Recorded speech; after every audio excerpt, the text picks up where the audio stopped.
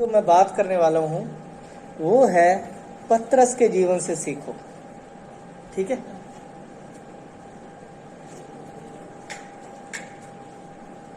मुझे ये जरूरी लगा इसलिए मैं आज इसे रिकॉर्ड भी कर रहा हूं। पतरस के जीवन से सीखो निर्णय कैसे लेते हैं। उत्साही व्यक्ति है, उतावली करता है। बहुत बार इसके जीवन में ऐसा देखने को मिलता है कि एक बार तो प्रभु का इनकार भी कर चुका, एक भी 3 बार इनकार भी कर चुका, लेकिन फिर भी मेरा फेवरेट है, फिर भी फेवरेट है। आखिर ऐसा ये करता क्या था कि इतना बुरा होने के बाद भी अच्छा निकल के आया। चलिए देखते हैं। आप सबको याद होगा पतरस एक बार अपने भाइयों के साथ, चेलों के साथ नाव पर था। ठीक है, मत्ती की किताब के अंदर 14 अध्याय के अंदर ऐसा लिखा हुआ है। और अचानक से वहां पर बहुत तेज आंधी तूफान चल पड़ा और यहां तक कि नाव डूबने को होगी। आपकी जानकारी के लिए बता दूं, यीशु मसीह के ज्यादातर चेले जो थे वो मछुआरे थे, परफेक्ट स्विमिंग करने वाले, डूबने का चांस ही नहीं। बॉस बचपन से अगले तैराक रहे अच्छे, क्योंकि मछुआरा के खानदान से है तो हर टाइम पानी से आमना सामना होता रहता है। लेकिन यहां पर समस्या ऐसी आ गई कि ये सारे के सारे मिलके नाव नहीं संभाल पा रहे। और जब यीशु ने दूर से ही देखा कि वो खेते खेते यानी कि संभालते संभालते चलाते चलाते घबरा गए हैं, तो यीशु पानी पर चलकर उनके पास आए। ठीक है, अब पतरस के बारे में सब जानते हैं कि उस नाव पर पतरस था, बाकी सब चेले थे, साथ में उसका भाई अनंद्रियास भी था।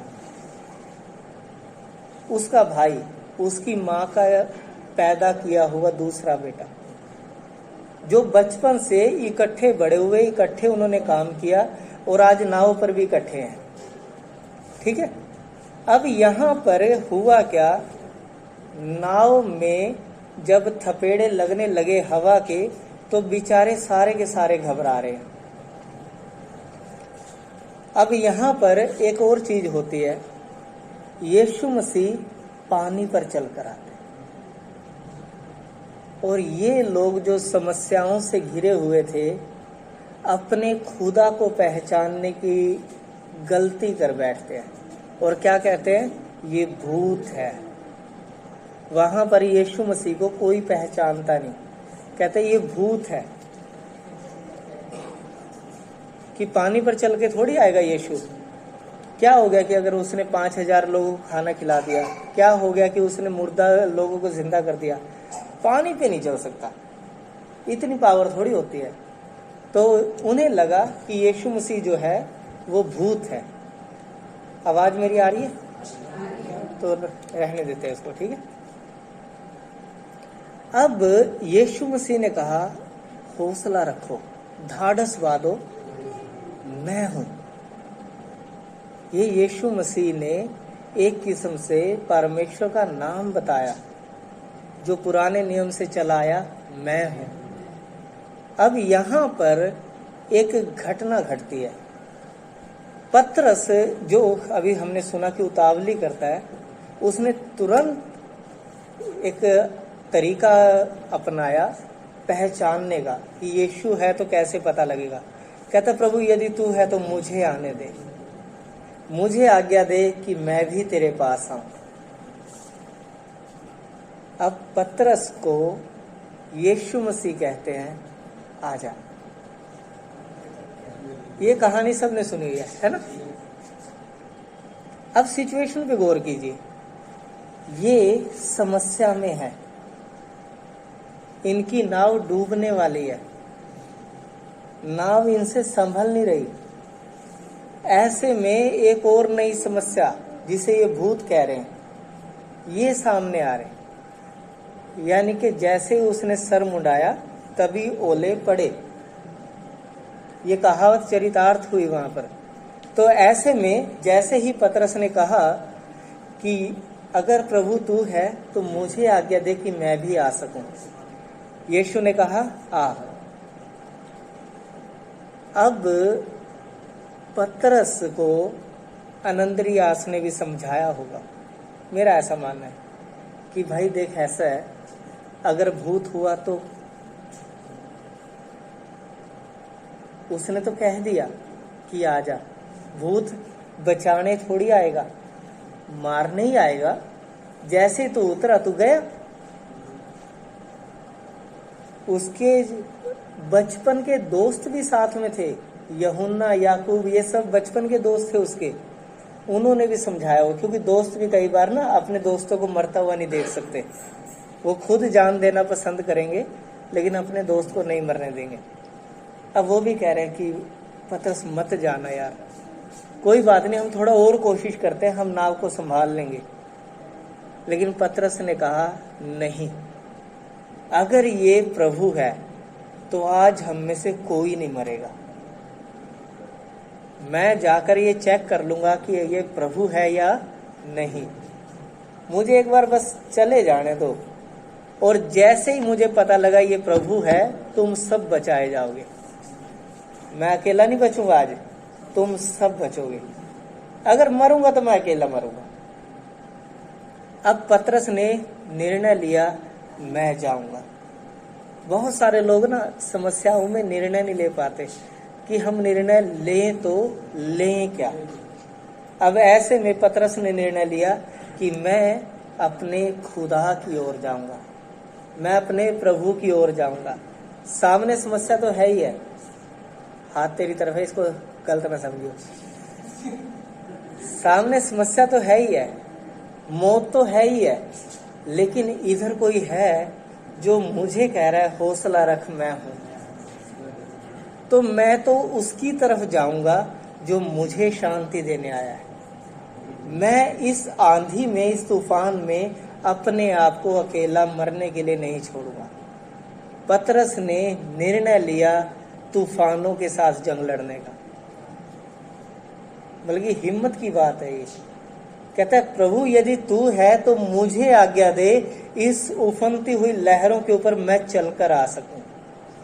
लोग तिरके नहीं आ सकते इनमें, मैं चलकर आना चाहता हूं, ऐसी आज्ञा तू मुझे दे। और यीशु इतना प्यारा है, उसने कहा हाँ कोई समस्या नहीं, तेरे लिए ये लहरें भी रोड का काम करेंगी। और जैसे ही पतरस ने पांव रखा, बाइबल कहती है वो चलने लगा, वो चलने लगा, वो लहरें उसे डुबो ना सकी, और वो मसीही जीवन का लुत्फ उठा रहा है। क्यों? समस्याओं में से निकला और अब लहरों पे चल रहा है। सबसे बढ़िया ऐसी मूवमेंट लाइफ में कभी कभी आती है, जब एकदम से हम समस्याओं में से निकल कर आते हैं ना, और बड़े आनंद का मौसम होता है, बड़ा मजा आता है। लेकिन यहीं पर अगर बात खत्म हो जाती तो बात ठीक थी, लेकिन बात यहाँ पर खत्म हुई नहीं, कुछ बाकी रह गया,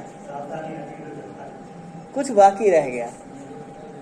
अब उसे कहा गया था आ, और उसने कहा था मुझे आज्ञा दे कि मैं तेरे पास आ सकूं, मैं पानी पर चल कर तेरे पास आ सकूं।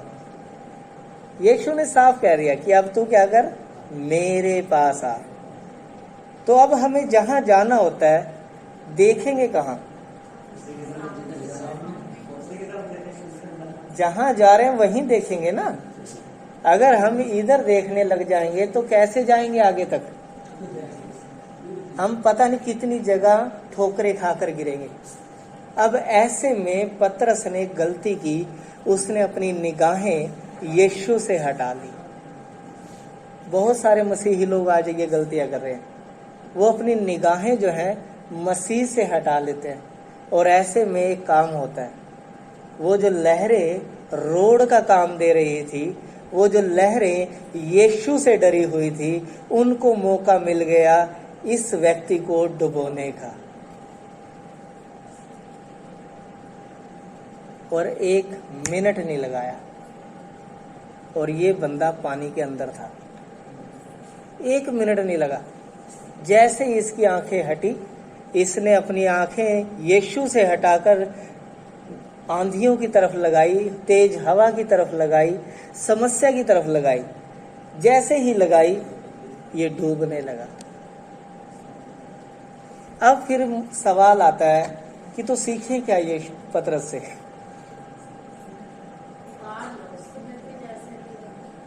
हालेलुया। सवाल यही है कि जब पतरस ने बढ़िया निर्णय लिया था यीशु की तरफ जाने का, इतिहास रचने वाला था ये कि मैं पानी पर चल के आया हूं भाई, जैसे मेरा खुदा चलता था मैं भी वही करके आया हूं। क्योंकि यीशु ने कहा अगर तुम विश्वास रखते हो जो काम मैं करता हूं तुम भी करोगे, वरन इनसे बड़े बड़े करोगे। कहता मैं वो करके आया हूं जो मेरा खुदा करता है। इतिहास रचने वाला था ये व्यक्ति, लेकिन अपनी गलती की वजह से डूबने लगा। यीशु ने तो गलत नहीं किया। ये डूबते टाइम अनंद्रियास को कह सकता था तू मेरा भाई था, तू मेरी माँ का बेटा था, हमने एक ही कोख से जन्म लिया, तूने मुझे क्यों नहीं रोका? तू मुझे बचाने के लिए क्यों तूने मेरे मुंह पे एक थप्पड़ नहीं लगाया? आराम से बैठ नहीं जाना। अपने दोस्तों को कह सकता था तुम मेरे बचपन के दोस्त थे, और जब जरूरत थी तुम लोगों ने मुझसे मुंह मोड़ लिया। क्यों तुमने मेरा साथ नहीं दिया? क्यों तुमने मुझे रस्सी फेंक के नहीं खींच लिया? इतने तैराक हैं, कोई नहीं पानी में नहीं कूद रहा है जी। मजेदार बात देखिए, कोई पानी में कूद नहीं रहा पतरस को बचाने के लिए, और ये जो बचपन से तैराक है ये डूब रहा है। इतनी तेज वहां पर आंधी तूफान है, इतना तेज वहां पर पानी का सैलाब है कि एक अच्छा तैराक भी वहां पर मरने के लिए मजबूर है। तो कई बार समस्याएं इतनी गंभीर होती हैं कि बढ़िया से बढ़िया विश्वासी भी गिरने का चांस रहता है। तभी मैंने पिछले दिनों अभी व्हाट्सएप एक वचन डाला था कि जो सोचता है मैं स्थिर हूं, चौकस रहे कहीं गिर ना पड़े। जरूरी है सावधानी, हर एक के लिए जरूरी है। यदि सावधान नहीं रहोगे, आंधियां तो सामने ही है। अगर यीशु से निगाह हटी, दुर्घटना घटने में टाइम नहीं लगेगा। तो अब सीखना गया, जैसे ही पतरस डूबने लगा, इसने अनंद्रियास को आवाज नहीं लगाई, इसने याकूब यूहन्ना को आवाज नहीं लगाई, इसने उन 11 चेलों को आवाज नहीं लगाई जो नाव में थे, जो रस्सी फेंक सकते थे, जो कूद कर इसे बचा सकते थे, जो कुछ भी कर सकते थे, या फिर इसके साथ डूब के मर सकते थे। किसी को आवाज नहीं लगाई, इसने उसे आवाज लगाई जो कुछ कर सकता था। क्योंकि इन सब के, इन 11 चेलों के को अगर आवाज लगाई जाती 50-50 चांस था कि पतरस बचता, लेकिन इसने उसे आवाज लगाई जिसका 100% गारंटेड ये मानना है कि इसने अगर कह भी दिया तो मैं बच गया। और उसने अपने खुदा को पुकार लिया उन समयों में जब उसकी आवाज किसी ने नहीं सुननी थी। सोचे, तेज हवा है, आंधी चली हुई है, पानी का आवाज सुनिए कभी आपने? पानी की भयंकर आवाज होती है, और ऐसी भयंकर आवाज में पतरस की आवाज सुनेगा कौन? जब बरसात है, आंधी है, तूफान है, उसे वैसे में तो वो बेचारे पहले ही कश्ती को संभाल रहे हैं। पतरस को किसने संभालना है? किसी को पता भी नहीं होगा कि वो डूब रहा है, क्योंकि इतनी जोर जोर से पानी ऊपर आ रहा होगा। अब ऐसे में उसने एक सही निर्णय लिया, अपने सृजनहार को पुकार लिया, अपने मित्र को पुकार लिया। यीशु ने कहा कि अब से मैं तुम्हें नौकर नहीं कहूंगा, सेवक नहीं कहूंगा, मैं तुम्हें मित्र कहूंगा।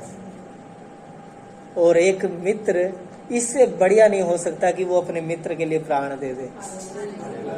और यहाँ पर वो मित्र है जो पतरस के लिए जान दे सकता है। और लिखा है, जैसे ही पतरस ने यीशु को पुकारा कि हे प्रभु मुझे बचा। लिखा है यीशु ने हाथ बढ़ाया। मुझे बड़ा पसंद है, यीशु ने हाथ बढ़ाया और उसे थाम लिया।